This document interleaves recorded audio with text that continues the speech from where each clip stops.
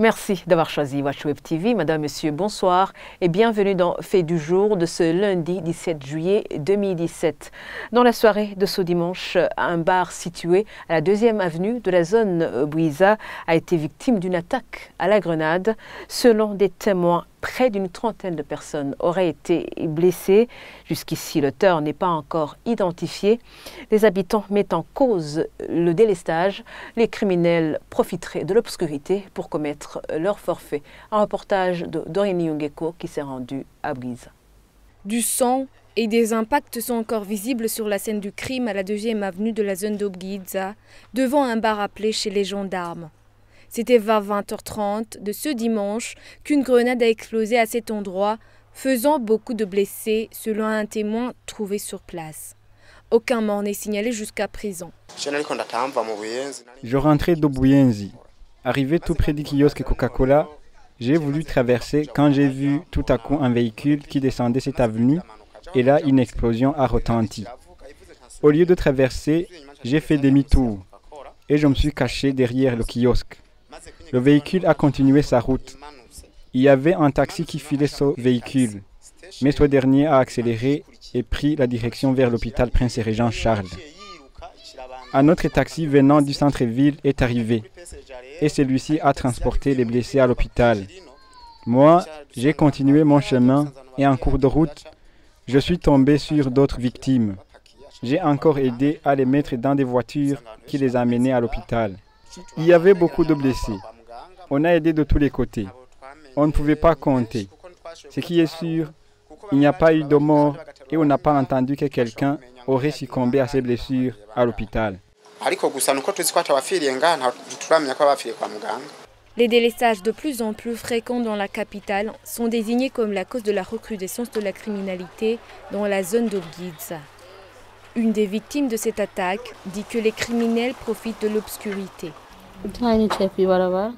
J'étais assise au bord de la route, une voiture est passée et nous avons vu des étincelles. C'était inhabituel pour moi. Et quelques secondes après, une grenade a explosé. Nous nous sommes couchés par terre. C'est après que nous avons découvert que presque tout le monde a été blessé. J'ai été touchée sur presque tout mon corps.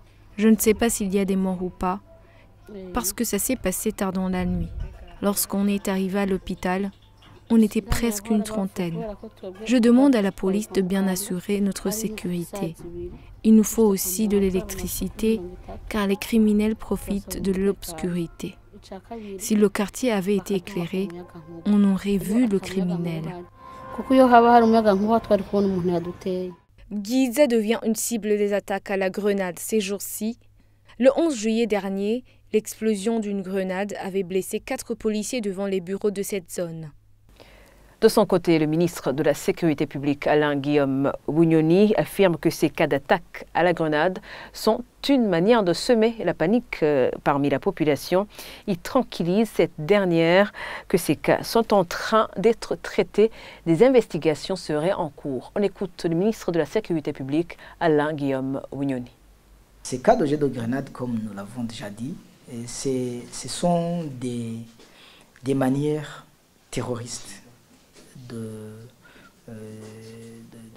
semer la panique dans les gens, et nous les classons et ils sont classés parmi les méthodes terroristes, c'est-à-dire qu'ils peuvent en un petit laps de temps faire trop de dégâts, beaucoup plus que les autres manières de commettre les cas de la criminalité.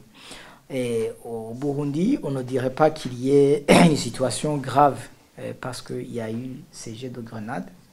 Je crois qu'on en a enregistré beaucoup plus les temps passés et les mois passés, et que l'action conjuguée des forces de défense et de sécurité ont pu ramener ces criminels qui utilisent cette méthode à la raison. Sinon, ont été contraints par la loi à ne plus le faire.